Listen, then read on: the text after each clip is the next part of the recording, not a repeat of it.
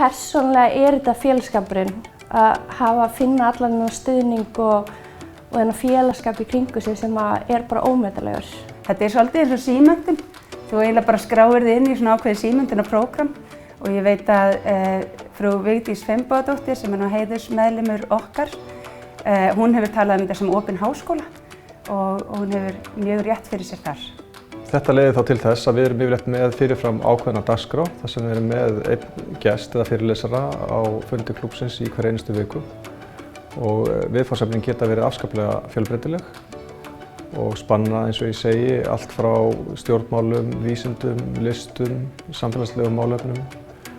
Það engin trúamál og engin pólitík og það bara þverskurður á þjóðfélaginu á þessum fundum.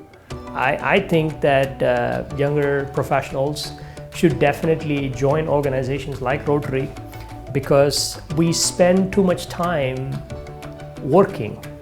But at the end of the day, we don't ask why are we working? What are we working for?